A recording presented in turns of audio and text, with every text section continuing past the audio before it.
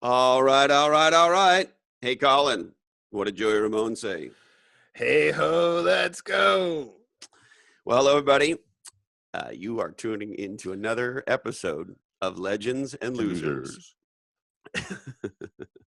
And today's show really sits at the heart of our mission, doesn't it, Colin? Well, of course it does. It sets it. It's centered around, legendary. The Yeah, word legendary, bigly on legendary, design, category design. or well, just design in this case. Yes, Yeah, that's where we land. yeah. So, and the cool thing about today is, if our mission is to have a authentic dialogue about designing a legendary business and a legendary life, then bringing on legendary designers Makes who, sense. well, and the cool thing is they design legendary shit. They've both designed two legendary businesses, one each. And they've designed a legendary life together. And a legendary house. Well, yeah, and they made a couple of legendary young people. Children, people. And There's a lot of legendary going on. And they're also the first couple ever to come on Legends and Losers. Ah, this is true. Right? Yes. Yeah. So true. So who are they? Or we're going to keep it a mystery. Peggy Burke and Dennis Boyle. Yeah, and we'll get to a little bit more on the details of them. But dear friends and wonderful people, we couldn't be more happy to have them on the show, right? I'm very excited. So if you're a regular listener, viewer to Legends and Losers, you know that Colin and I sometimes like to have silly conversations about words. And so there's a word that's been on our mind for the last couple of days. You want to share with people what that word is? Was it a word or is it it's an additive? What do you even call it? It's a word-like product. It's like a hamburger helper for words. It's like a thing that if you put on. It's a supersizer. Yeah, you put it on the end of a word and it immediately. Modifier. It's a modifier. That's what it's called. See, I should have paid more attention in school. You clearly did. But so if you put this on the end of the word, it immediately makes the word way better. Right? Yeah. So, for example, bowl. Orama. Yeah. So the word of the day is orama or orama. I think we say orama. At home, right? And you can have like any word and put like dance orama makes dance way better. Because if somebody said, hey, do you want to go to the dance? I don't know. But do you want to go to the dance orama? Hell yeah. Do you want to go to the rock show or the rockorama show? I don't know. I'm not sure about that one. You don't know about the rockorama? Well, I don't know. Because the rock show just sounds so awesome, but rockorama, not as much. I don't know. I think you should just leave rock and roll alone. Okay, that's probably wise. You subscribe to that. But I had an orama in my life that led to a rock and roll outcome. Oh, really? Yeah. Do you want to hear that story? Sure. So why not? Because I think I just saw a zebra.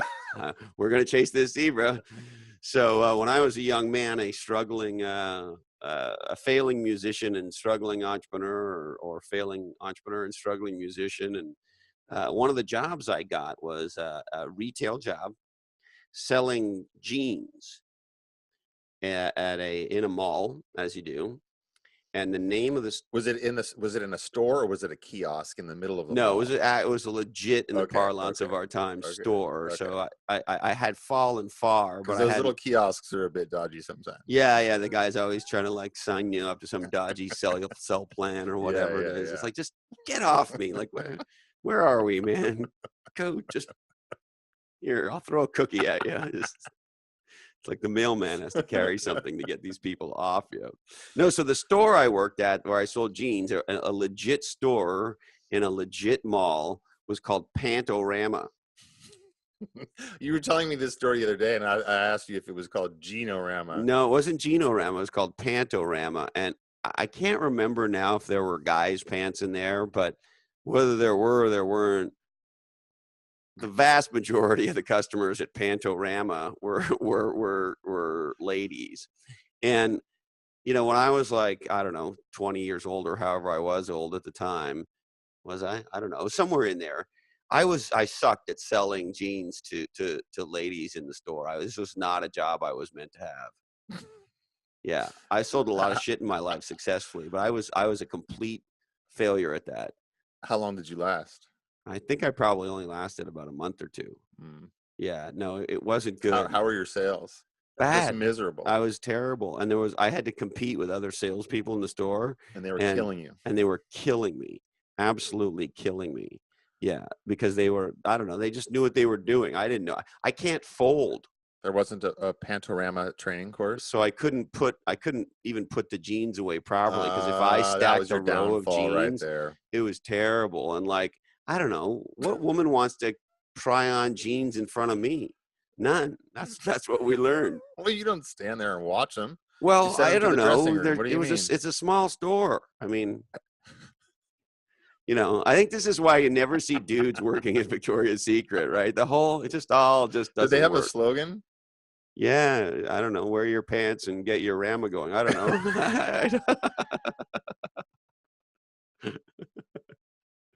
But the only good thing about I think it would be something like, our pants are way more fun. I mean, like, that would at least be a start in the right direction. Our pants can out-Rama your pants.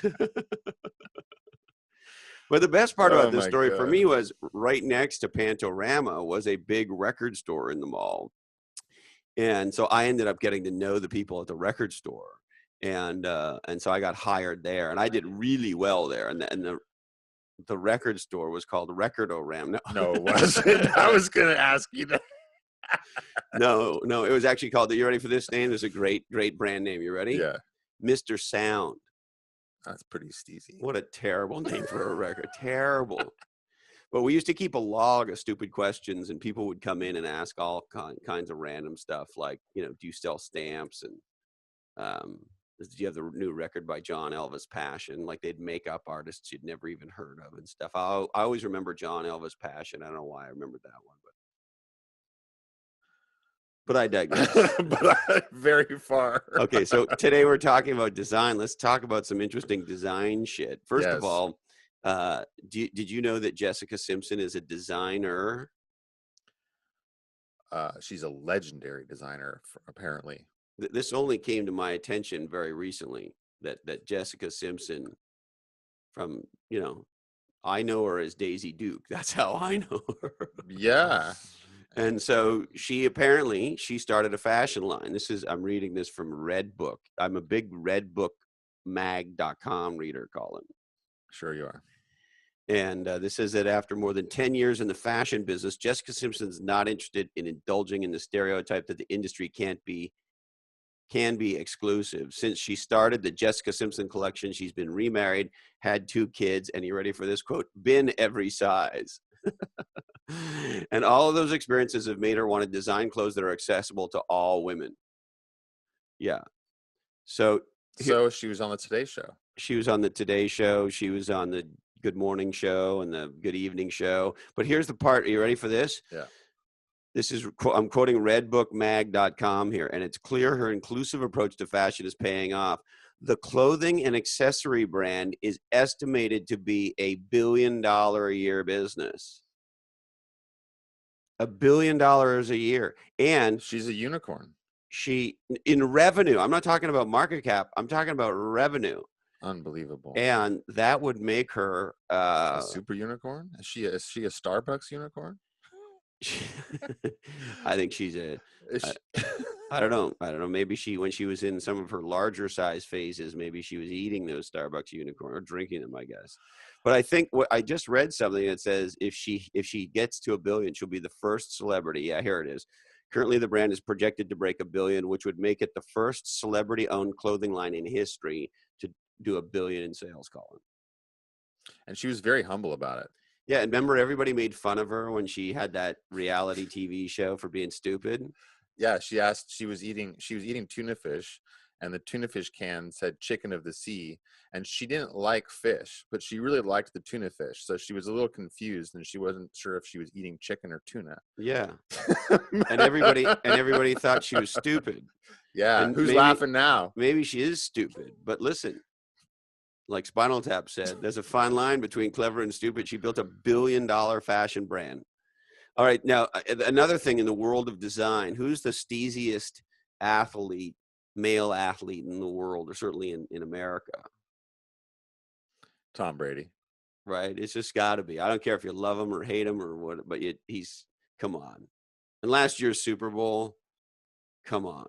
So anyway, you want to tell our legendary friends about his new design deal? Yeah, well, Tom Brady has a design deal with Aston Martin. Aston Martin. Yeah.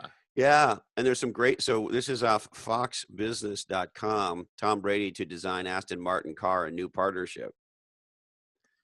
New England Patriots quarterback Tom Brady added to his portfolio of endorsement deals with luxury brands on Friday, inking a long-term agreement with British car manufacturer Aston Martin.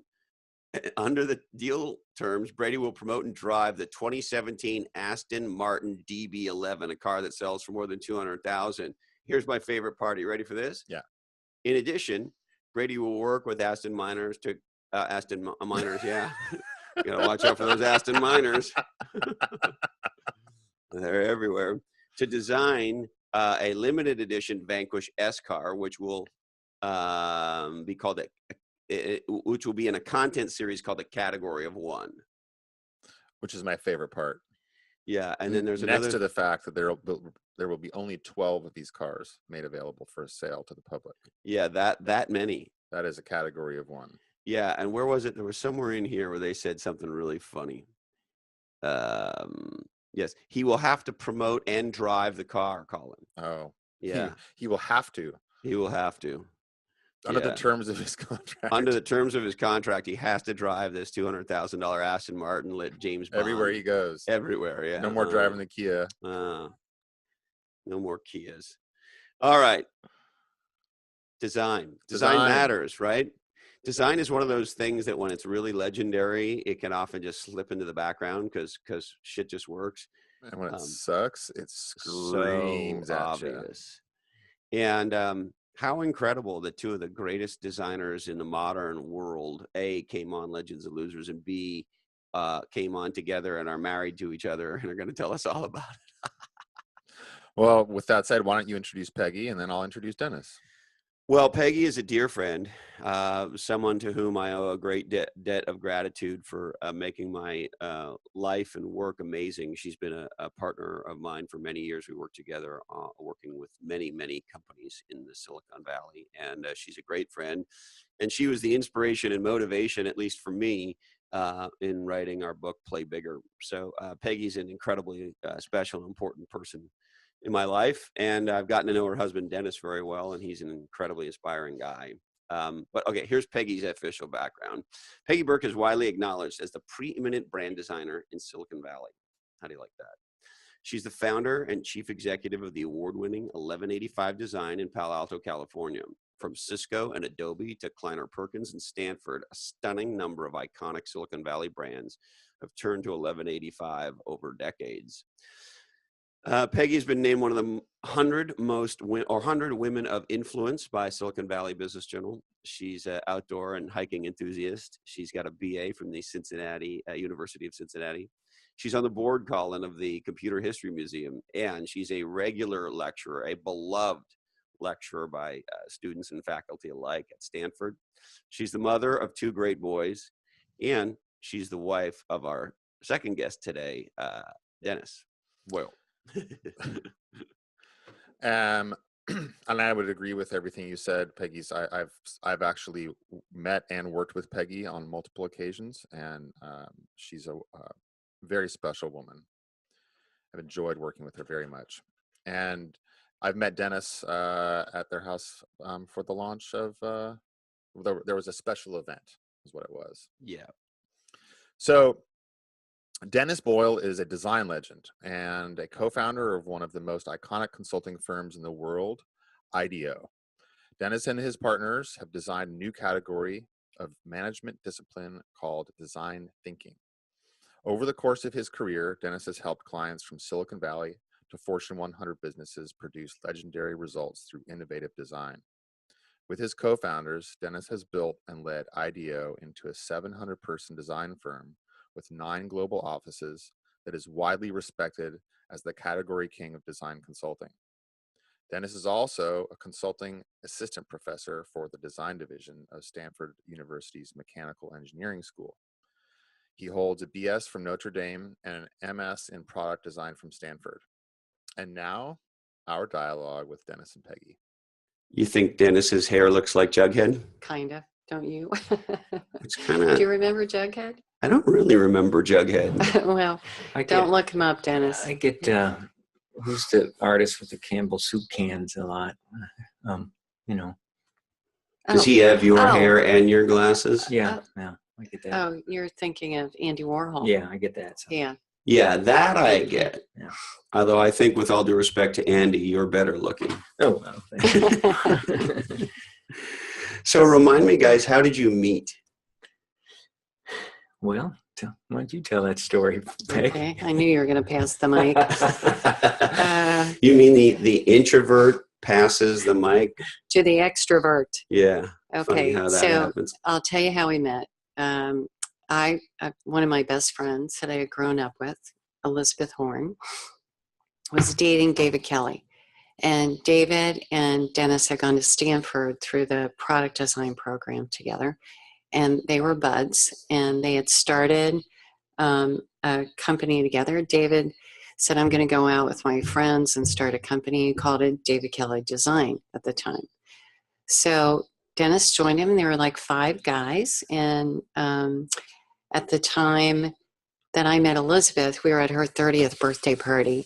And we were out in the kitchen cleaning dishes. And David said, you just remind me so much of a friend of mine. And you have to meet each other. So the 2 of us were dating other people at the time. And it took a while. It took about a year. But we finally met at Stanford in David's class. And Dennis was on the jury. And I was invited to come. The jury, were you guilty of some horrible crime? Yeah. No, he was evaluating the end of the year student presentations for ME 101, They were design class at Stanford. Design class, yeah. A design class at Stanford. So anyway, I went up and tapped him on the shoulder, and the rest is history. So. And what happened for you, Dennis, when this beautiful lady walked over and tapped you on the shoulder? Well, yeah, it was I knew quickly after talking just for a little bit, and then we got together. I was on my way to my 10th year college reunion that night at Notre Dame, and she said, my dad went to Notre Dame, and of course my father had too. So that was an immediate bonding kind of thing. We're both from Midwest, big Irish Catholic families, and we had more in common. It almost seemed after a while, it was kind of funny. It's like maybe we're related too. Big Irish fathers, German mothers. She's from Ohio. I'm from Michigan. So it kind of all eventually clicked. But and David and Elizabeth were trying to kind of extricate ourselves, each of us, from the relationships that we had that they didn't like. so it eventually did work. It eventually worked pretty well. But so Peggy felt like family for you right from the beginning. Yeah, there are a lot of elements. Kind of an interesting, exciting arm of the family. She loved. My family is wild. She loved to party, and she just was extraordinarily outgoing and very gregarious, and it was easy to be attracted to. And Dennis was incredibly shy. And when we started dating, he never looked me in the eyes. And so, he was always looking like at other things besides me. And so finally I grabbed his head. Maybe there were some great paintings or something on the wall, or she was just too good looking to look at for too long. It's like the sun. If you stare at it, your eyes will burn out Yeah. because it's so incredible. Is that what it was, Dennis? Yeah, that's exactly right. No, I'll tell you what it was. I just grabbed his head and said, if we're going to date, you've got to look me in the eyes when we're talking to each other. How do you remember And that it, was Dennis? it. I don't remember such a dramatic moment, but I'm sure it worked its way towards that. So Dennis, maybe tell me about the early founding days of IDEO. Well, it was David Kelly and I met with a number of other folks in the mid 70s at Stanford, and we were in this really interesting, inspiring program called product design, which is a mixture of engineering and art and a bit of business thrown in and everything. And we had a marvelous time there. And his vision was, well, maybe I could start a company and we could get people to pay us instead of us paying tuition to design interesting neat things. And so I just want to be clear. So David's idea was, we're paying to learn about product design here at Stanford, but if we start a consulting company doing product design, people will pay us and we'll teach them about it. Well, that's essentially it. And then I have a letter from him back from those times when I went off to do some work in Detroit. And he said, I want to start a company, have my best friends join me, and you would be on that list. And so he did that. That was the first dozen or 15, 20 people were close personal friends of David, and then friends of friends, or our brothers and sisters, it turns out. And that was the way the company started. And I think that's still that part of the DNA of the company, even now, 40 years later. So. And how many people at IDEO 40 years later? I think we're up to 675 now. Yeah. So it's not exactly explosive growth for 40 years, but it's been interesting, slow and steady with some harder periods. But it's now 9 offices around the world, and kind of interesting organic growth in lots of different ways. And did you and David and your co-founders in the beginning have any idea that you would create this massive new category, and you guys would be considered the category king and the best in the world at product design? No, we really didn't. I remember us talking a few times, like, okay, we're going to do this for a few years, and then we can go teach. We can do other stuff if we have to or if we want to. And I think David will even admit that he's on camera and on it was interviewed. He said, this company will never be over 20. Then he said, it will never be over 40. Then he said, this will never be over 100. Then he got smart and never answered that question again. I'm going to stop talking about this. Exactly. And how far along were you with the company IDEO when you met Peggy? 1985. So I was about 5 years in, and yeah, that was David has never introduced me before or since to a woman. So I was dumbfounded and took it seriously. Obviously, he must have known she was the one. Well, yeah, I think he had a vision. He has a vision about a lot of things. I kid him. He started the company. I joined right away. He introduced me to Peggy. He started the Stanford D School about 12, 14 years ago, where I teach now, and he heads that up. So I kid him once in a while. I list the things he's done for me, and I said, "What do you got for me lately, Dave?" So he shakes his head and walks off. So that's great. Yeah, it's fantastic to have had such a long, powerful relationship. I mean, creating a company together, and obviously introduce you to your amazing spouse. And how does it feel when you and David are together today, as you kind of both look backward and look forward? It's good, and although there's never like a really easy time. I mean, you're always just looking for that next big relationship, that next big area of business. I help lead the health side of the business now, medical and health, with a number of other neat senior people. And now there's about 20 different businesses we're in, focuses. And so everyone's struggling. Some are doing great, and some of the locations around the world are just off the charts, and others are having a hard time because it's a big cycle. It's like a big portfolio of creative people, and there's no prediction sometimes that everybody's going to be doing well or not. So it's hard. It's just a giant family, if in a certain way. And every once in a while, somebody in the family is doing great, and every once in a while, somebody in the family is a little remedial. Yeah, I'd have to say that. Yeah. Yeah. And Peggy, how old was 1185 when you and Dennis originally met? Like 1 day old. So I was setting up I was trying to set up my drawing table, and I had met Dennis, but just very briefly. And somehow, I'm not sure how this happened, but you came over and set up my drawing table for me. Yeah. And and I was a block away. So I had a little office that was behind the gatehouse in Palo Alto and Lytton Avenue. And I had quit my job on my 29th birthday. And I thought, oh, I've got a year to start a company. And if I fail, if I wait till I'm 30, I'll be too old to get a job. But if I fail in the next year, I might just at 30, it's over, right? It's over. Yeah. So I thought at 30 it was over.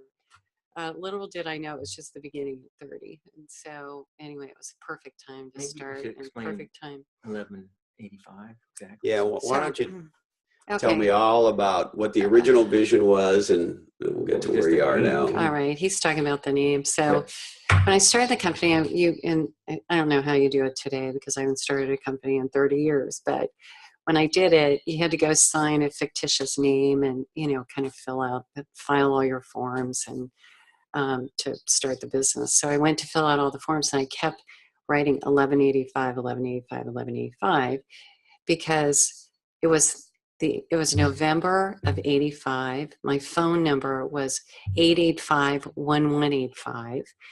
And my address was 1185 Pine in San Francisco. So I kept writing 1185 and I thought, that's a perfect name, perfect name for a design firm. And so I called it 1185. And that was the genesis of the name. And it worked out great. So I soon moved, like within seconds, out of 1185 Pine and into an office in Palo Alto. And that's when Dennis came over, set up my drawing table. I think we'd had a few days. Yeah. Yeah, we went sailing. But then I found out he had a girlfriend, and I was like, no, that's not going to work. So that's a whole other story. We all got through that. We all got through that, girlfriend.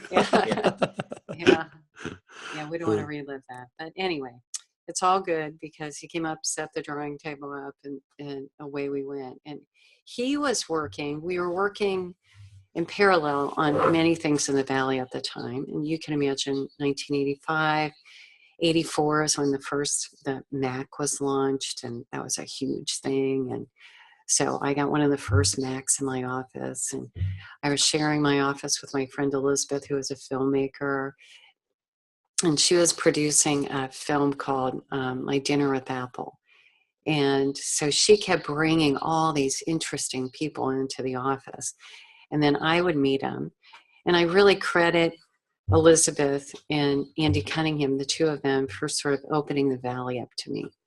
So they're the reason that I ended up working with Motorola and launching, all the early chips, like the 88,000 RISC chips. So she introduced you to Motorola originally? She introduced me to Motorola. Was Motorola your sort of flagship client for 1185? It was. I had a number of other clients like Cooper Vision and Bull and Babbage where I had worked, and, sort of my Bull and Babbage network, I was just beginning to expand. But then when I ended up with Motorola... So I hate to cut you off, but as a younger person, you had built a good network.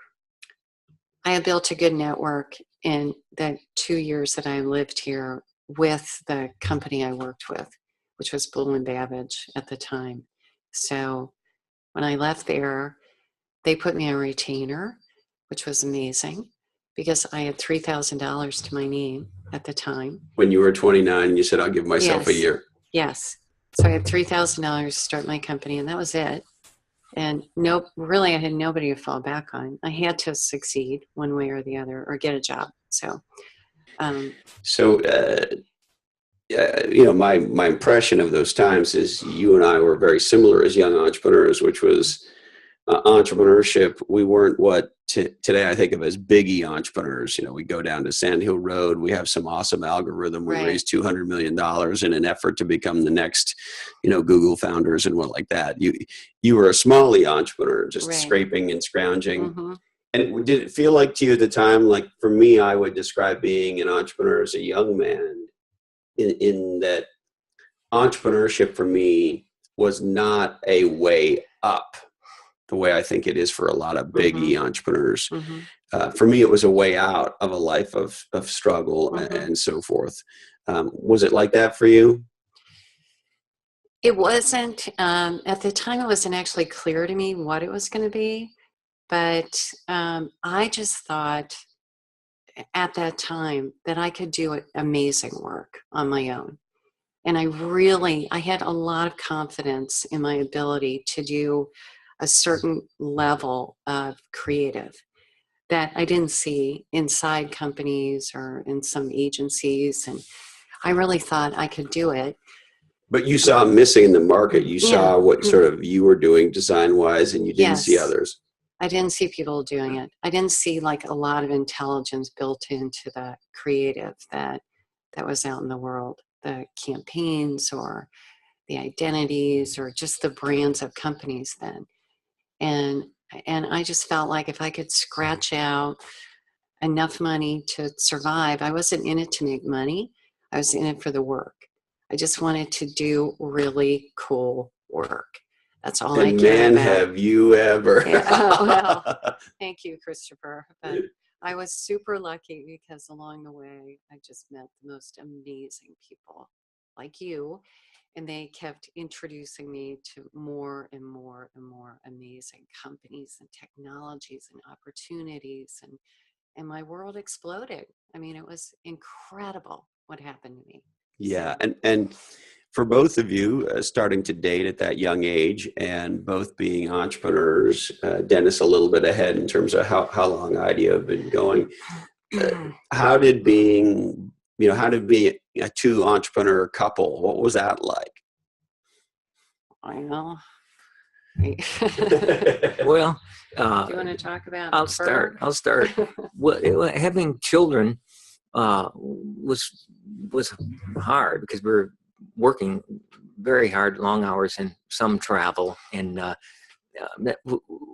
but we made do. We early on we got good advice that get as much help as you can, and that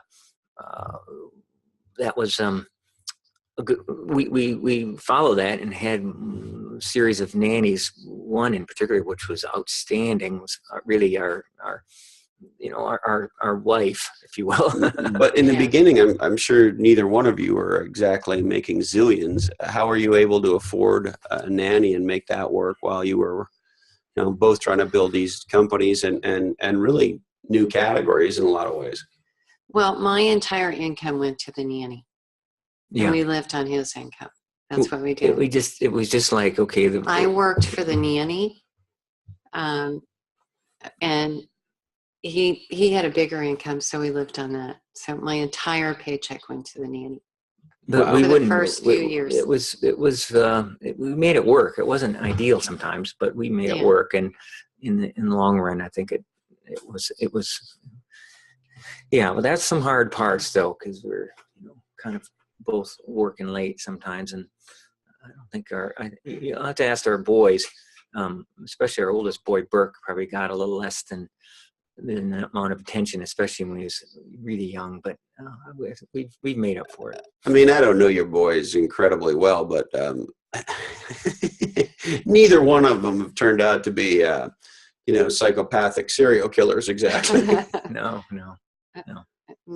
We're touch wood on I that. think we try to be good examples, and I would just, and Peggy did this too, but I would just put their school functions on the calendar like a meeting and just go do stuff and be their coach and trips with them, and so we made it work. It was very active parenting style, And how did you juggle those balls? I mean, two young boys. How many years between them?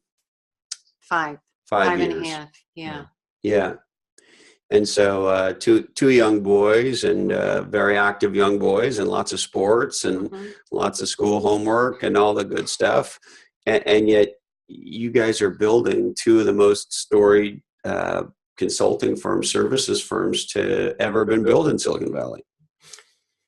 Well, Christopher, as usual, that's incredibly generous. It's incredibly true, Becky. So, I would say the most difficult thing we did was have children and build these careers simultaneously.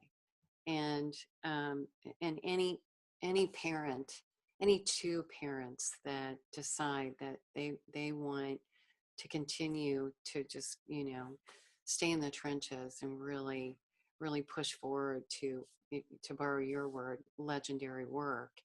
It takes a lot of time and just an enormous dedication. And when you have kids, there's this constant pull because you naturally want to be with your children more than anything. So it's just 24/7. Just you have to block out time. When our oldest son was young, before we had the second one, I was working a lot with Scholastic in New York. I had a lot of clients in New York at the time, so I would fly back there. I'd put our son to bed. His name is Burke, by the way. His first name is Burke. He has my last name for his first name, which confuses people. But anyway, I'd put Burke to bed. I'd go to the airport, get on the plane. I'd fly to New York. I'd do my Scholastic meetings. I would get on the plane. I would come back, and I'd be home before I went to bed. So it was crazy, but it was worth it because we had these, it was the most amazing time in Silicon Valley. To start a company when we did, to start our companies when we did, was a stunning stroke of luck and timing. I mean, how so? Maybe take me back to that time. Well, it was a very nascent period where the semiconductors were just, Moore's law had kicked in big time, and it was enabling, PCs, personal computers, and cell phones, and mice, and all the things that IDEO is designing didn't exist before. And so we were at the very, very early stages of these technologies. And then, in came the internet. So then Cisco, when I went to Cisco and I met with John Morgridge and Kate Muther. Who were the founders of the firm? Well, John Morgridge had come in. Sandra and Len were the founders. And they were still there. But John Morgridge had come in. You hear about John so much. Well, John came in to run the company. So Sequoia had brought John Morgridge in. And Kate Muther was the CMO. And she was introduced to me. And I went in and met with them to do their first annual report. They had just gone public. And I met with the four of them. And what years is Peggy? I think it's 90 or 91. Yeah. 90 or 91. Here, I'll look it up while we're talking. You keep going. So anyway, when I walked out of that room, I got in my car and I drove straight to Charles Schwab. And I had never purchased stock before in my life. And I didn't know how to do it, but I went in, I filled out all the forms, and I called Dennis on my brick-sized cell phone. And I said, Dennis, I just met the most amazing company in the world. If they said if they deliver on the promise of what they're talking about, it's going to change the world. I'm going to go buy their stock. So he goes, what? So I only had $3,000 saved up. We had separate finances. We always kept our money separate. So I went over, wrote a check for $2,000 and bought Cisco stock. And then fast forward 6 years later. Hold on. Do you want to know what year you did that? Is it 91 or 90? So according to Investopedia, Cisco went public on February 16th, 1990. Okay, yeah, 1990. So it would have been February 16th or 17th you bought your first stock. Yeah, exactly. And she never bought any stock, never showed any interest. And I was pretty skeptical, but she did it anyway. That's one thing I admire about Peggy. The big question is, have you held on to the stock? Yeah. Well, yeah, I held on to it forever. So what I did is I put it sort of in a trust for our son's education. And it was only $2,000. So, I thought whatever, if it goes up, that's great. If it doesn't, then we'll be okay. So 6 years goes by. Well, let me just read you this because I think it's important. It was on the top of the Forbes list for best performing IPOs during the 1990s. And according to Investopedia, it says if you'd invested $1,000 during Cisco's IPO, you would have received 55.5 shares. Adjusted for stock splits, today you'd hold 16,000 shares, and that would be worth $461,000 And this is an article that was written in Yeah. 2015, so probably more than that today. So it was a hell of a ride. It was a hell of a ride. And And it was it must have made a difference with your boy's school. It did. It basically paid for his education. So, I mean, it was awesome. Isn't that the power of Silicon Valley? When I mean, at least on the financial side, we'll talk about sort of the contributions to humanity and so forth. But I mean, on the financial side, and what, as a young entrepreneur at the time who had never owned stock, what was it about their IPO and meeting those people that made you say, I need to plunk my money into this? It was the technology. And there was nothing, there was no disclosure that they gave me that would forbid me to buy the stock at the time. But you bought it after it went public, so it wasn't. Yes, no, it was after they went public, and I had no insider information at all. No, I wasn't insinuating that. Yeah, but anyway, so there's not. They weren't like opening the kimono and saying this is what's coming. They just explained what their technology was and what they were, how they were connecting all these disparate, computers and enabling things to be networked. And I thought, this is huge. So in 1990, you're sitting there seeing the birth of the internet, and this company is the primary infrastructure provider. And you said, yes, this interweb thing could be really big. No, that's exactly what I said. But the thing that's funny is that I had never purchased stock. And so for 5 or 6 years, I kept throwing away the statements. I didn't know what they were. And then one day, Dennis said, what are these Charles Schwab statements? And I said, they're junk mail. They come all the time. I just throw them away, and I opened it up. It was like $65,000. That $2,000 by then it turned into $65,000. It's like, oh my God, I never missed another Charles Schwab statement after that. It was great. So I wanted to finish up one thing you had going, which was how we managed with the kids. We were really lucky in the 80s. We just worked, endlessly. I remember for some reason marking down, I think I worked 14 weeks in a row, 7 days a week on a bunch of stuff in the 80s. And everybody was doing that in the company. Nobody had kids. And then right at the late 80s and the early 90s, a whole bunch of us started having kids. And it kind of, and the company had grown enough. So it kind of calmed things down enough so that you could have a life too. It wasn't ever just a 9-to-5 life ever, but it made things, everybody was going through this phase at the same time. Maybe 10, 20 kids were born in that couple years there. And so was it something in the water at IDEO? I think it was everyone's age. Everyone got into their 30s, and they sort of, it was just becoming time. That was kind of what happened. And then it made it possible to have a little bit more balanced life. And I remember that, just noticing that but again, we got a lot of help. We just spent as much as we could. People were amazed. Some joked even our staff had staff at times, just to try to make just to make the life when we got home. We weren't just working constantly to make the house work. So that was whoever gave us that advice was enlightened, or a couple people did. So it's just not possible to have two entrepreneurs building these companies and trying to create two people that are not going to be serial killers without help. Yeah. I would have to say, have help. Every day when I see our new people just having children, I always give them that advice. Like, if you're both working hard, you got to get help, and you can't just gut it out. You can't just be super parents 24/7. And those that take the advice, or those that get that advice, seem to have a better time of it, even though your savings account isn't growing very quickly early on. So the other thing that we did, that we got advice on when we were going through, when you get married in the Catholic Church, at least 28 years ago, what they would tell you is you have to go through pre-Cana with a priest, right?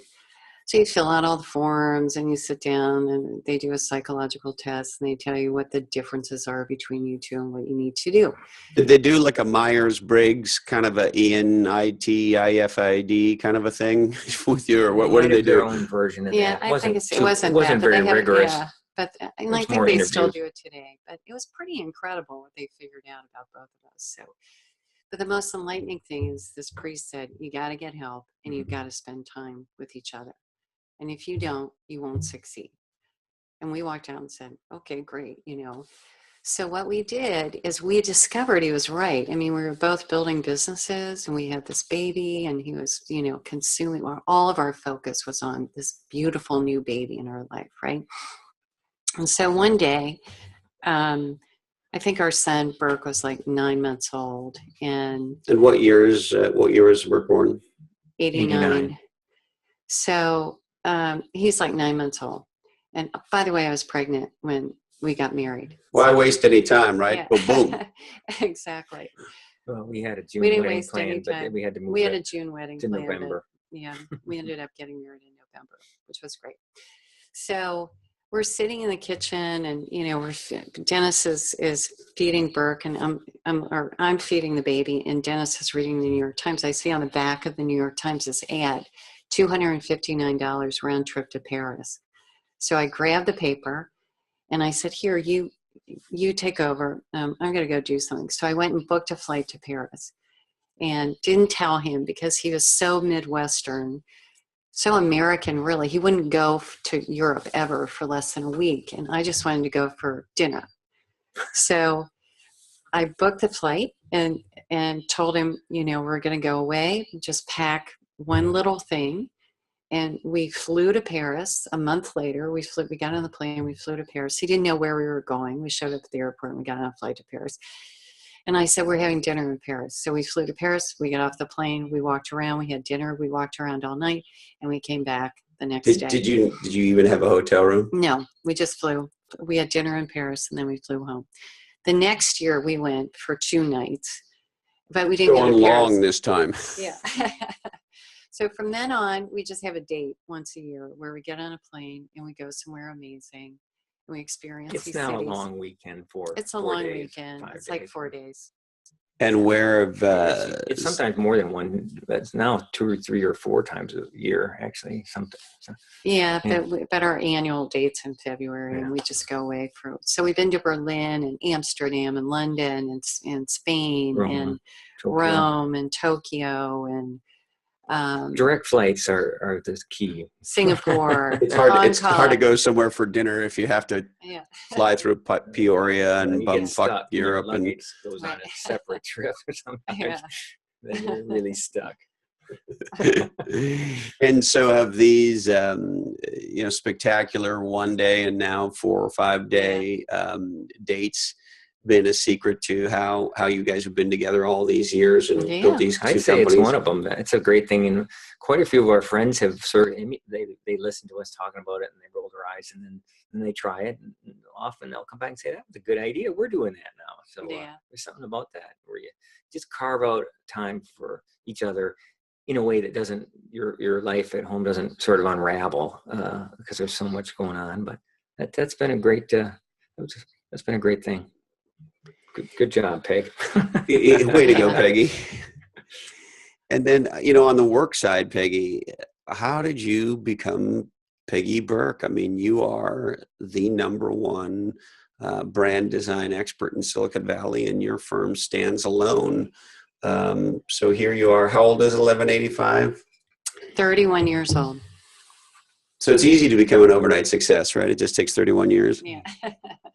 It just takes 31 years. And so how do you get to be Peggy Burke? I think, just going back to what I said earlier, I really think everything points to when the company was started. So again, it was the early days of Silicon Valley. So someone like a Motorola and again, I have to thank Andy Cunningham because she had started her business at exactly the same time. And And was she was she doing PR. was she spinning out of Apple? Did she come straight out of Apple? She Or had been at Regis McKenna. oh, of And course. so then she spun out and started Cunningham. And she KG. was remind me what her role at Apple was before she went to Regis McKenna. She was the account lead for Apple for Regis At McKenna. Regis. I don't think she was ever. She was at Apple. Regis. But did she never actually work at Apple? She never worked as an employee of Apple. She worked for Regis as she managed the account. So she was Steve Jobs' publicist. She was in that movie. I mean, her character was in the movie Steve Jobs Yeah. that went out last year or 2 years ago. Remember? Yeah, so I can't remember the actress's name, but like a Yeah. Hollywood actress Yeah. played her Yeah. ass I know. in a movie. She wasn't as cute as Andy, but But that would be impossible. it would be And impossible. you couldn't be as smart as Andy too. No, I mean, absolutely not. right? She's contributed so much Yeah. to marketing and PR and even strategy in our industry, hasn't she? She's incredible. Absolutely incredible. There's no one like her. And so relationships with Andy and others, Mhm. it was those relationships. It was those relationships, but it was the initial introductions that, and that network that just was mushrooming. And Silicon Valley was really beginning to get a lot of traction. And things were changing in a revolutionary way. I mean, I hate to use such a cliche word, but it really was They were. like a revolution. In the 80s and then the 90s, it just exploded. So then And was there a point in the 90s where you thought, holy fuck, it's Yeah. on? Like, was there Oh. a tipping point that you felt? 100%. I think it was like 1996 when the momentum that led up to the bubble just exploded. There was so much momentum. So we were doing. But, Peggy, there's a million branding agencies in the world and tons of them in the San Francisco Bay Area. And at a time like that, everybody's trying to grab their piece of the pie. How is it, you build your reputation back then and you stand alone today? How did you do that? I don't know. I just think, again, I was lucky enough to work with some of the biggest signature brands in the Valley. So if you can't name a company that I didn't have the opportunity to work with in Silicon Valley. And so I had there was one success after another after another. I kind of felt like every company that walked into the agency turned into, the next category king, from Sun to Cisco, Symantec. I can't even describe it. It was like every single company that walked in the door. They were very early stage startups like Ariba, who I went in at the very beginning and created their identity and, developed at that point, websites were very early. And same with Cisco, we did their first website and launched them. You guys on the designed internet. Cisco's first website. Yes, we did. Yeah, and their first annual report, if I remember Yes. right. And many. I bet you have a reports copy after. of both those. I'm pretty sure I do. I have a copy of all that. Yeah. And what was it that was causing all of these legendary entrepreneurs and startups to walk through the 1185 doors? It was our reputation. So, they would call the CMO of Cisco and say, who did that? Who's doing your work? Who's doing your branding right now? And they would point to 1185. We were incredibly lucky. It's just like, You had to do the great work. well, we worked hard to do the great work. And, we had definitely a standard that, I was relentless about holding the line on the quality of the work that went out. But I think that's true of most agencies. I think people feel that way. I just think that we were in the right place at the right time and we were delivering the right product. So yeah, well, you're being very immodest.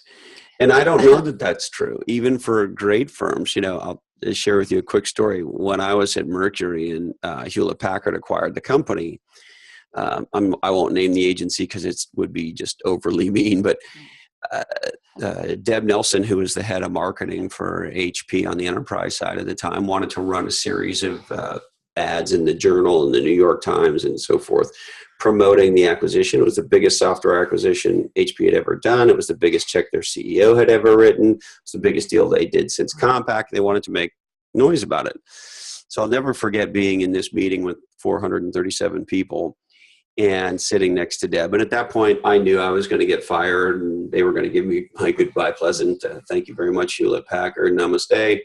And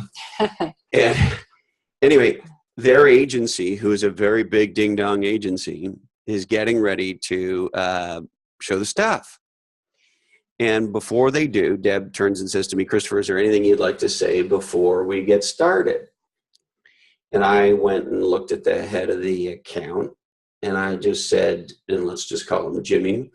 I said, hey, Jimmy, I'm just curious. Do you think what we're about to see is legendary work? Well, it was like I smashed him in the nuts with a knee. He turned and he looked at the other 2 or 3 Jimmys and then looked back at me and Deb and said, can we have 24 hours? Wow. And I'll never forget sitting there going, wow, you guys are, this incredibly well-known branding and advertising agency. And Hewlett Packard at the time was the largest technology company in the world. And these guys came in and were about to present them work that they wouldn't stand up for. So I don't know about that comment of yours, Peggy. Well, you have firsthand experience because we worked with you on Mercury, which was incredible. And you created BTO, and that just took that company to the moon. So well, that's very kind of you to say. Did that. If you don't have extraordinary people on the other side of that effort, partnering with you, the most critical thing, I think, to succeed, as you know, when you're branding a company, is that you're both partners. It's not, you both actually respect and complement each other and inspire each other. And the work that you did and have done since then has been stunningly inspirational. And you know how to get it across the finish line. And that's the biggest issue, I think, for companies.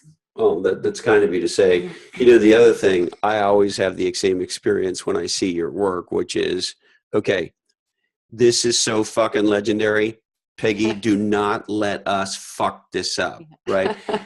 There's a big component of this where, in both your firms, you guys can do legendary work, but the client can water that shit down so much that when it gets launched, I'm sure you've had this happen. It's an embarrassment. Right. Nothing you want to be associated with. So how do you help, companies actually implement legendary work?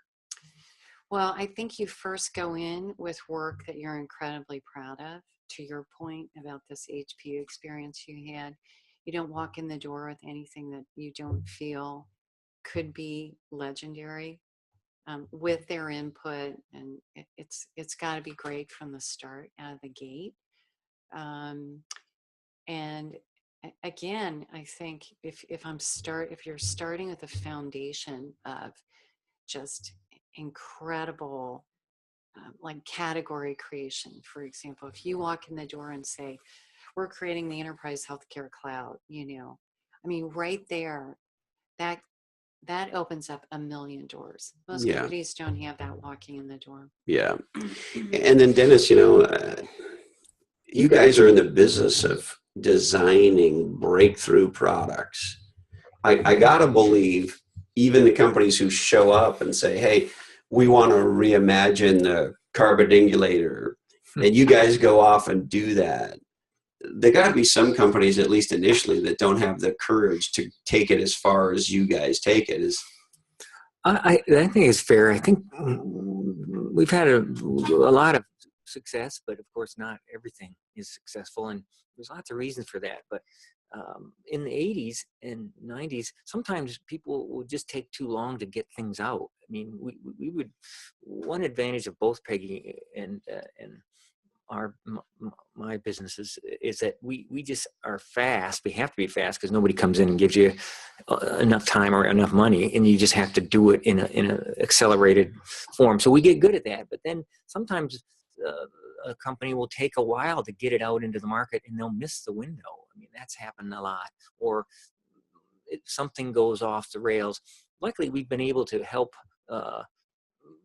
steward things and be a bit of a design checkpoints as things go on, but not always. I mean, there's an element of a bit of a randomness because there's so much competition, so many things coming on at the same time, and sometimes people beat you to the market, beat you to the punch.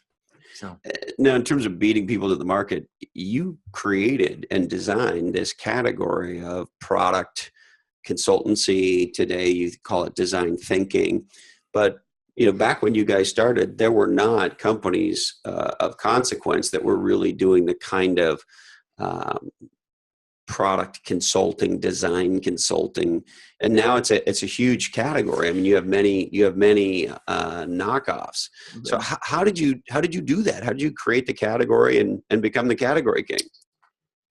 I think, just like Peggy said, we just love designing, working on hard problems, and we were lucky enough to be in the right place to do the first commercial mouse, and a whole lot of early work for Apple, and a whole lot of early work for these PC startups in the Valley, and that turned into laptop startups and book reader startups, and so and lots of work for big established people like HP and Dell, and then Palm came along, and Handspring, and some just remarkable timing. We're in the right place at the right time with great people, and we got to work on all these things. And then medical world, some of the first things like the insulin pen for Lilly, early versions of that, and early defibrillator for a Heartstream startup, and just lots and lots of great opportunities to be early or first to the market, and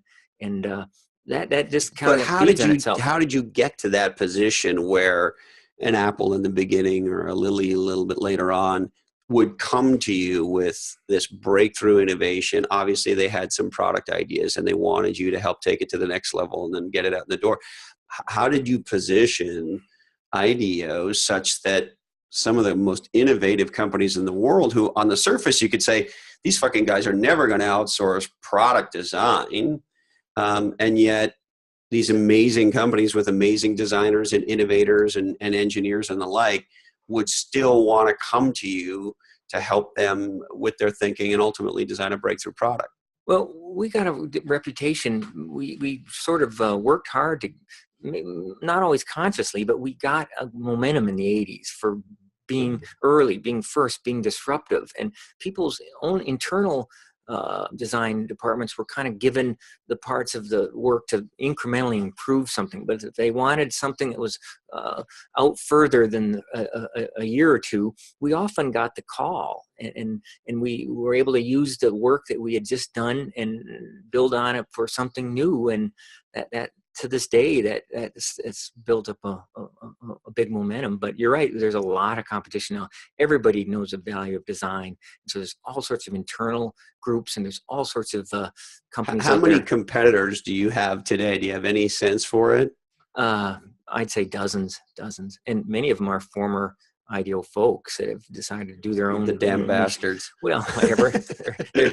they're great friends, but Sure. And there's many programs now that teach this design thinking all over the country and beyond, and so there's a lot of competition. So, but you guys remain. To me, you're like McKinsey, right? If you go back to the beginning of the McKinsey that we know today, Marvin Bauer has this incredible insight where he says, business people are going to accountants and lawyers for business advice.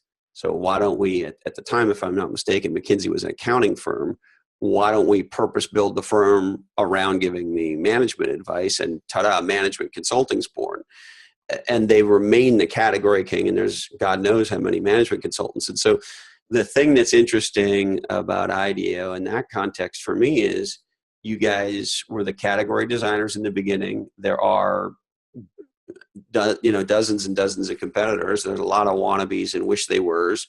And yet, like McKinsey, you guys just continue to reign as the category king. Well, it always feels kind of precarious. We're lucky, and we keep inventing parts of the business to disrupt ourselves. I mean, it's remarkable now. There's 20 different parts of the business. There's crowdsourcing our work through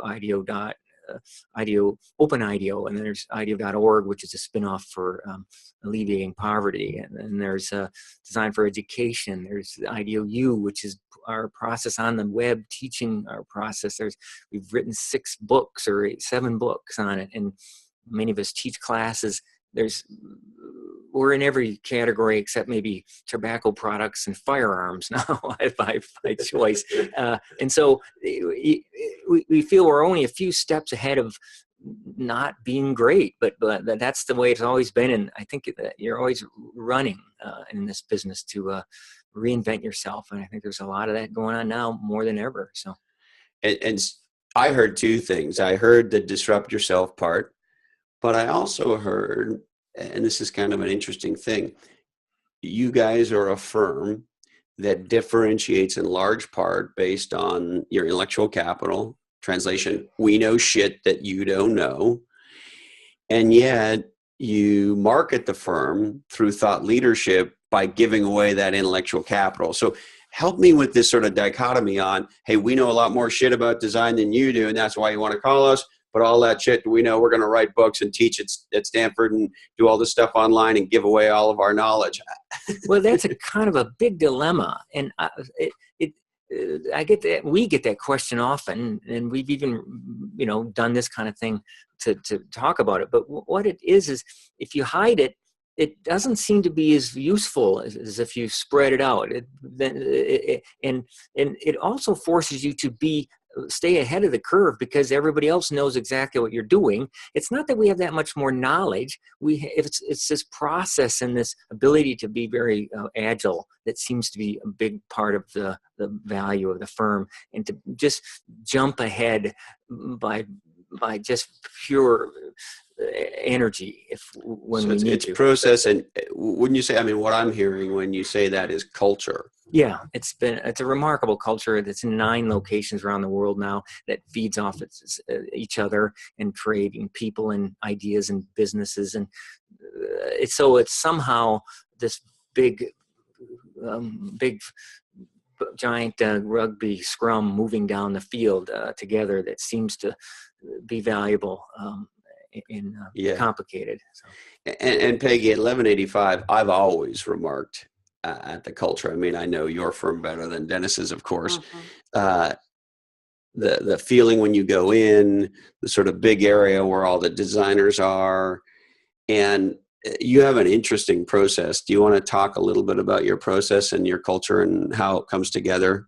Sure. So as you know, because you've experienced this many times, we have roughly 15 designers, graphic designers. And the way that we kick a project off is that we'll do what we call core dump. And so we essentially, send you a questionnaire in advance and sort of prep you on the kind of things that we need to learn about the business. And then we get all the key stakeholders in the room, and we get 10 of those 15 in the room, designers. We get our content strategist, we get people with words and people who can design in the same room to start, to borrow Dennis's word, take a deep dive into that category, right? But the thing that always blows me away is you have different teams work. How many teams do you have when you work on an initiative? Probably 6 to 8 different teams. So one client, everybody gets briefed, 6 to 8 teams go off, and they are essentially competing with each other to see who can design something that the client's going to want, right? They're competing, but they're actually working together too. So we do, basically a big charrette, and we a charrette. That's sort of, Is that we very quickly do rapid prototyping and concepting, and we just power through a deadline, and we call that a charrette. It's an architectural Yeah. design. Oh, you guys are getting all your design Yeah. mojo flowing here. Exactly. So we do that, and then you come in, the designers all come in, and we're all in the same room, and we review the work, and we critique it, and we give each other feedback. Sometimes we just start over on maybe 2 or 3 ideas, and we'll brainstorm a bunch of other ideas. You go off and execute on that. And so we have these sort of multiple charrettes that happen in the course of the creative development or the overall development of the brand. And how is it that, at least from my perspective, it's always looked so collaborative and collegial, and it looks like your designers are having fun, but at the same time, when I show up as a chief marketing officer at 1185, you guys have a book that's 3 times larger than the phone book, and you're going to take me through the 12 ideas that you like. So in a sense, people are competing to be the one that the client picks, but at the same time, they're collaborating. How the fuck does that work? It's just the way it works. So you know that one of these directions will get chosen, and that team, it's generally an amalgam of ideas. So, you might like the metaphor we're using, like, the 360 imagery or something we created for the cloud. You might like that, but you might like a completely different palette and typography and the interaction. Like, let's say it's a website and you start scrolling, and you might like the engagement or interaction, or how we're guiding. And so the client picks and chooses parts of different designs, so right? It ends up being a big team of like 4 people who collectively worked on those ideas, and then we do a mashup, and then we come back with multiple iterations on it, right? Yeah. So what are the things that you guys are most excited about for the future as you kind of look forward on the business part of your life? What I'm always thrilled about is building new relationships with companies that need what we do, and that's sort of the core of, I think, what makes us successful. That's kind of evolved into that, as opposed to doing a lot of on the detailed design level now. So wait a minute. I just want to make sure I understand this. The guy who was so painfully shy in the beginning with his wife is now a sales guy.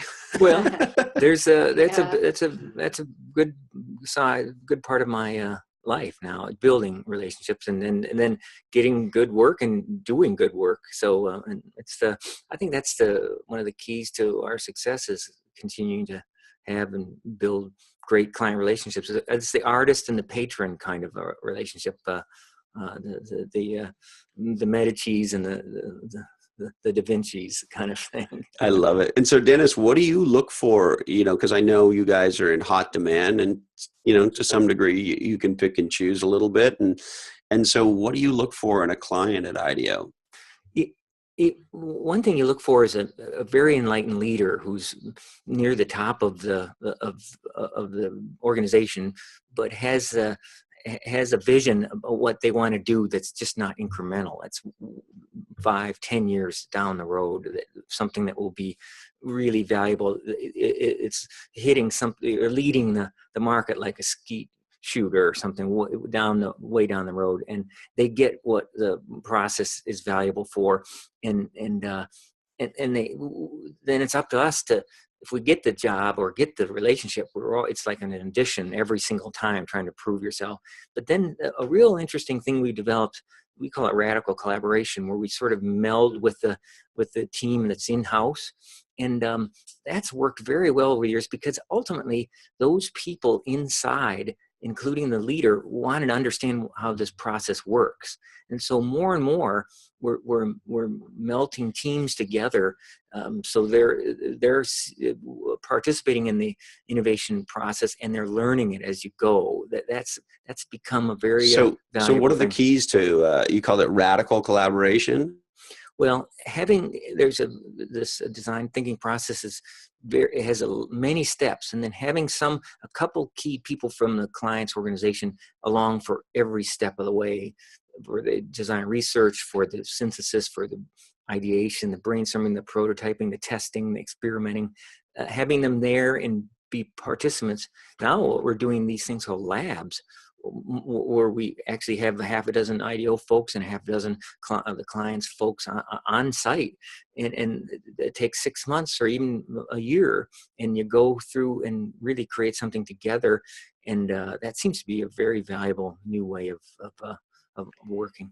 And so again, opening the kimono, you are not shielding the client from the process or the magic or the pot smoking or whatever it is you geniuses do when you come up with the tablets, right? It's the absolute opposite. We tried that in early days. We called it the Hail Mary, where we, okay, tell us what to do and we'll see you in 14 weeks and we'll show you something.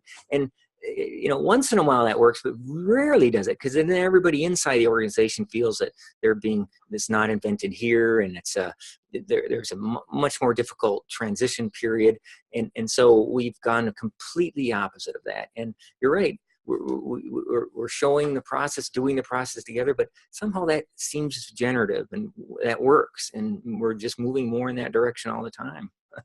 Forces you to stay ahead of the curve and invent different ways of working. I love it. And what are you excited about for the future, Peggy? I mean, I always say the most exciting thing about my job is every day I get to learn something new, like some new technology, and we're immersed in things that people won't even realize the implications of how they'll impact the world for like 5 more years. But we're at the very beginning, of each one of those.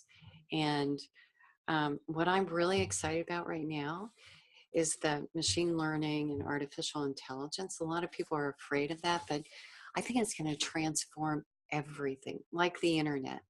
I think it's going to have just a massive impact on the way we live and work. And I think for my business, I think having the ability to have these tools that are predictive and generative, to Dennis's point, where the tools are actually inspiring and enabling us, versus just being dumb tools, which they are today. So, not that they're not incredibly helpful, but they're just dumb tools, basically. So we're going to have really smart tools. And I think what's going to happen is it'll be like opening up the black box, and all of this incredible inspiration is going to come out as a result. It's interesting. You mentioned being afraid of it, and everybody's simple thing people have now. They have the Amazon Echo, by way of example, right? And people say, "Oh, I'm talking to this weird device in my house," and all. It's kind of starting to get a little freaky. And we had Brian Kramer on Legends and Losers, the author of Shareology and Human to Human, and it was a fascinating discussion. Yeah. But he made a very interesting point along these lines, which was, if you look back, he talked about the Faith Popcorn report that came out in the 80s and how many of the things that she said that actually came true. But all these new innovations come true in a sequence over time.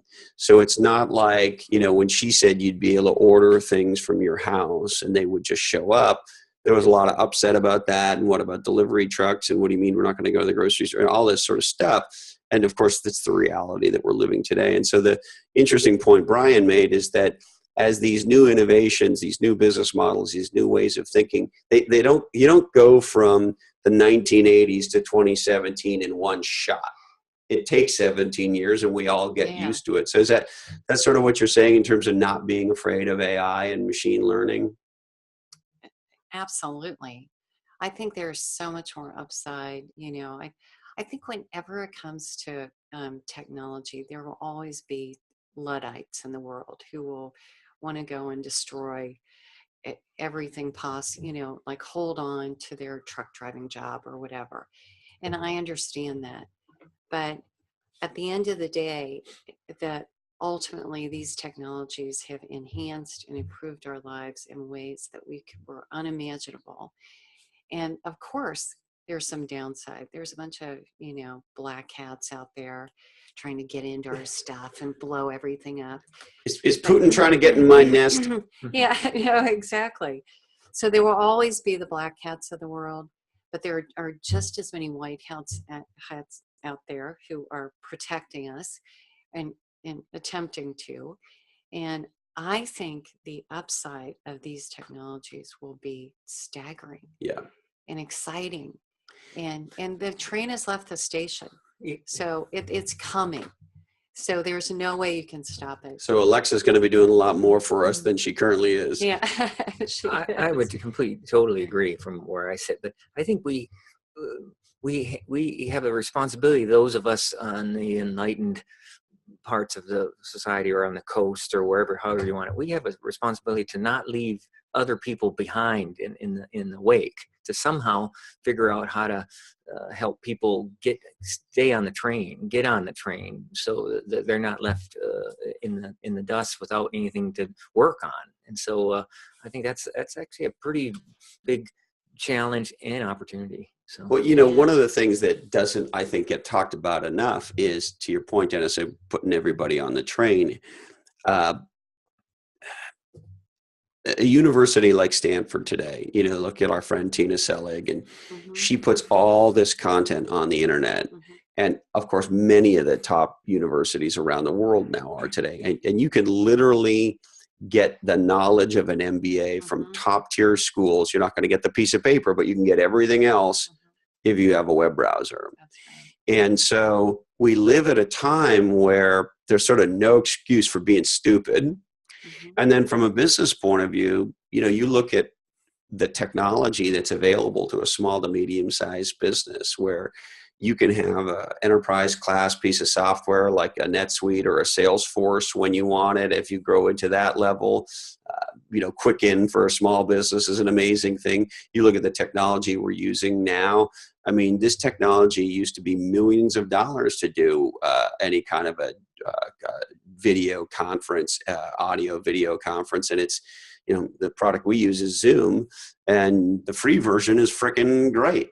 And so in a lot of ways, I think technology has leveled the playing field in terms of what's available to small business, because with the cloud in particular, small business, you can plug into Amazon's infrastructure with AWS and have the same infrastructure as Netflix. Right. That's exactly right. But I think, to Dennis's point, we're living in a time where I think many people are concerned about this, who are involved in AI and machine learning and working with companies that are advancing these technologies. And they know that the disruption they'll cause will be very painful for many, many people. But that's always been true, right? It is, the disruption of the horseless carriage got a lot of people very excited. Yeah, but I think if you think about these large swaths of the population that are doing jobs, manual jobs now, that will be replaced, like truck driving. So 80% of the male, a certain percentage of the male population, I think it's high school educated potentially, are driving trucks in the United States. It's a huge percentage. And those trucks that are in the road will be self-driving. And those men and women who are driving those trucks will not have the same opportunities. So it is. So not to have a political conversation, we don't do that, but if you take a very libertarian point of view, which is, hey, shit happens, shit changes, figure it out or get fucked, or a more, I don't know what you might call a more socialist point of view, which is we have an obligation as a society, as a government, to help people make these adaptations. Where do you sit along that spectrum? Where I sit is not where you began. I really sit on the side of the spectrum where I feel like the biggest opportunity for entrepreneurs looking into the future is how do we tap into that labor force Yeah. and turn it into an incredibly productive, happy, fulfilling part of our population. Because if we don't, we're going to create more disruption that can have implications that we can't even imagine down the road if we don't anticipate and do what we can to. And I think it's a huge opportunity that some brilliant entrepreneur like you. It doesn't you have should to be working on this, Christopher. It doesn't have to be socialism per se. It has to be entrepreneurialism somehow. It has to be more about looking at this as opportunities, so that all these people they have to shift. Everybody has to shift, and somehow we get used to it more on the coast and around these centers of entrepreneurial thought and energy. But things change more slowly in other areas, and we need to somehow bridge that gap. It's interesting. One of the areas that I've been having lots of discussions with people about is the dislocation or bifurcation around what are the jobs or the skill sets companies require, and what are we as a country or even as a world producing. And of course, there's hundreds of thousands of jobs right now in America that we can't fill. And I recently had the pleasure of having a conversation with some of the founders and executives of an outfit called Guide On. And they're focused on helping our vets. There are approximately 200,000 vets a year who come out of military service in the United States. And they have a core set of amazing skills and cultural attributes that almost any company would want. And one of the things Guide On is trying to do is understand what companies need, where the gaps are in their ability to fulfill those jobs, and then triangulate that with sort of, if you will, core skills that our vets have, add the additional specific skills that are required for whatever the job may be in, like manufacturing or software development or whatever it is, and then essentially bridge that gap. And the interesting thing, Dennis, to your point is, Guide On is a for-profit business that sees an opportunity in an unmet market called connecting vets to companies, as well as doing some of the training and so forth to try to bridge whatever education or skill gap there might be. And I thought, isn't that interesting? This is the core of the problem that I think we're talking about. And here in this case, you have a for-profit company that's trying to make a difference in the world with a very real problem in our economy that affects, hundreds of thousands of people. But at the same time, they want to make money and build a great business themselves. I assume that's the kind of thing you're talking about? Yeah, entirely. I mean, you could look at many different categories for your focus of people that their jobs are changing or almost going away in the next 5, 10, 15 years. And it's very difficult to adapt to if the leap is too big. So you've got to lead the field. You've got to figure this out for people that are delivering, that are assistants in medical and health fields, that are kind of in service markets that this organization sounds like it's a good one to emulate. And I think there are going to be a lot of companies going forward that try to figure out where those gaps are. That is to say, this skill set is required in this industry, and for whatever reason, that industry, we are not producing, whether it's college grads or whatever it is, enough to meet that demand. And there are Americans who have a core set of skills that, with the right kind of connection, training, on the job training, whatever it is, might be and to bridge that gap. That seems like a big missing. And I tend to agree with you. I think I don't know how much of it should be government or not. I like it more when it's private sector.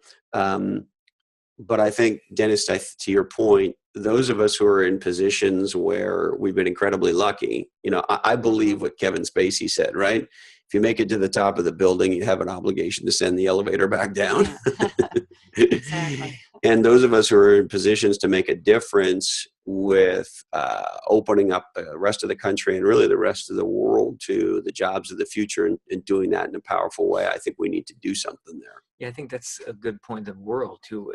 We have to learn this on our own society, and then spread this beyond our borders, because the rest of the world is seeing some of the same pressures, and it's gonna be bigger leaps as these things leap out into Asia and Africa and beyond. So Yeah.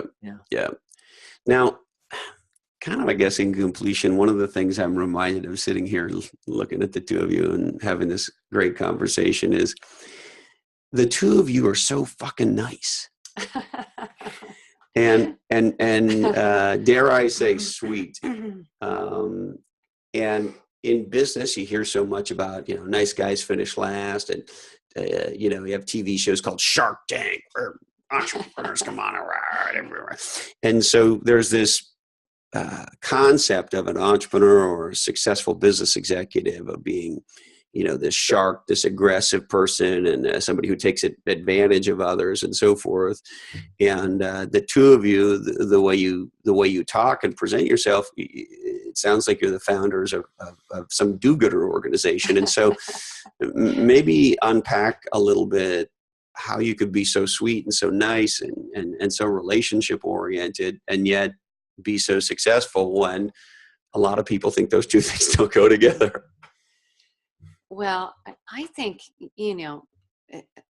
I look at that as a compliment, because I think there are some leaders who really thrive when they're tough and basically assholes to people. But I think the vast majority of people don't want to work for them. And I think building teams for the long haul, if you take the long view on your business, no matter what it is, if you respect the people, you don't have to be Pollyanna every day and come in and say, oh, good job. You do want to, there is a level and an expectation that you have every day of the people you work with and you work for. But I think it all boils down to respect. And if I can command a level of respect from not just my team, but also our clients, and they feel a mutual level of respect, I think that's a win-win. We do better work. We all work together. We feel open to actually criticize each other and say, that's not really the best that we can do, right? We can do better. So I think everything in life boils down to respect. And what do you have to add there, Dennis? I think that's well said. I've actually said over the years, I've changed the aphorism to the nice guys finish first. I find that that it just seems to work over time. Maybe you could be an asshole and win briefly, but it just doesn't work over time. People don't they don't want to call you back. They don't want to work with you. They want to go somewhere else. And maybe you don't get all the movies and books written about you. But that just works. It just is, and I can't work any other way. So that's just the way it seems to. And I think our company has had, by and large, lived that philosophy, and it's been successful. So yeah. Well, it is an interesting difference, particularly when you see, on the covers of, are there business magazines anymore?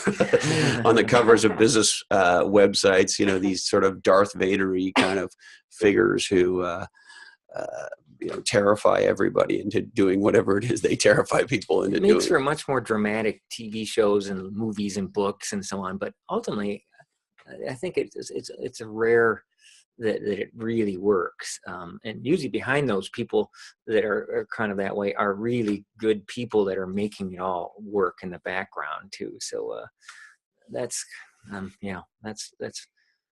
how I figure. But we were just raised with pretty good values, happy families, and that just have that in our DNA. So we just are trying to perpetuate it, I think.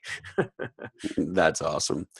Is there anything else from either of you as we wrap up? Christopher, we love you. So that is the last thing I want to say on this podcast is I'm one of your biggest fans, and I think this is so cool what you're doing. It's a great honor to be part of this. So thanks for asking. Well, Dennis and Peggy, I love you both very much. You're incredibly inspirational as individuals. Your marriage is fucking stunning. I mean, you've designed an amazing life and amazing children and two category king companies out of thin air. Just two people in love who decided to build this life together. And I can't thank you enough. And Peggy, I can't thank you for all the legendary work. And I can't thank you enough for Play Bigger. I mean, we say it in the book. If it weren't for Peggy Burke, I'll speak for myself. I think it's probably true for the other guys, but I'll speak for myself. There's no way I would have spent 2 years doing that book. And doing the books made a huge difference to me and to many, many others. You know, when I get emails on LinkedIn from Norway thanking us about introducing them to category design, that happened because of you. So much of my life over, I don't even want to say how many years, has come as a result of our partnership and collaboration. So from the bottom of my heart, I love you. And I'm so, so glad to have you guys both with us on Legends and Losers. Well, thank you, Christopher. I'm feeling so mutual. Bless you both. Yeah. All right. Thank you. Well, there it is. Can you believe we get to have these conversations? What a treat. I don't. Incredibly generous of them. And folks, if you enjoyed this episode, you would probably love our episode with Skip Jansen, the legendary sales executive and designer of a legendary life. His story is incredibly inspiring. Now, we got a couple shout outs we'd like to do to my dear friend Deb Wolf for her wonderful shout out of Legends and Losers on Facebook. And I want you to take the next one here. Well, you're gonna have to help me. You're gonna have to help me with. I think you set me up on that one. No, I didn't set you up with shit. So our next shout out goes to a gal named Brielle, and this one's a tough one for a dyslexic. Her last name is Takacs. Right. So how would you say that? Takas, and then it hyphen Sensky. Would you say it's that way? Yeah. Yeah. Okay. So there. Takasensky. There we go. I think we did it. I hope we did that right, Brielle. We're trying, but we thank you for a wonderful review. Effie Golan for a wonderful iTunes review. Thank you, Effie. And I want to do a shout out to my dear friend, Catherine Aiken. I love that you're listening to Legends and Losers, Catherine. And I want to thank you for coming to visit with me and Peggy recently at the Next Ready NetSuite event in Palo Alto. And I'm just blown over that that you're listening to Legends and Losers, and it sure is great to see you. All right, please subscribe on iTunes, Stitcher, or YouTube. This podcast is not free. It costs you 2 minutes to give us a legendary review. You can find us on Facebook.com/groups/legends and losers. And on the Twitter at Legends Losers. We love it when you email us, blackhole@legendsandlosers.com. And we would like to thank our good friends at Equity Directory, connecting startups to talent and resources to build legendary businesses. HarperCollins' best-selling book, Play Bigger: How Pirates, Dreamers, and Innovators Create and Dominate Markets. OneLifeFullyLived.org, the nonprofit helping you to dream, plan, and live your best life. Snap Sports: How the action sports and zipline industries make photo revenue. The Real Fast Results podcast with our friend Daniel Hall. NetSuite, Cloud ERP, Get Next Ready. Yeah, Get Next Ready. Paradigm Sports in Santa Cruz, California. Train like it matters. Flourishing Leadership Institute, we facilitate change. The great podcast Read to Lead with our friend Jeff Brown. Kiva.org, loans that change lives. Beer, proof that beer is awesome. One Mission, How Leaders Build a Team of Teams. The amazing new book from our friend and guest, Navy SEAL and McChrystal Group executive, Chris Fussell. Today's information is provided to you solely for informational purposes. This oddcast is the sole property of the Legends and Losers Oddcast Network. And please share the shit out of it. This oddcast was produced in a studio that can't nuts. Teach design. Support your local farmers. Legends and Losers fans are better lovers. Chris Cornell was right. Don't be lame. Get out of the passing lane. If you haven't changed your mind lately, how do you know you have one? When you're done listening to this show, please be kind and rewind. Introduce 2 people you love to 2 podcasts you love. This oddcast really ties the room together. And our apologies to Elizabeth Holmes, CEO of Theranos. Sorry, Elizabeth. We just ran out of time for you. Be legendary, people.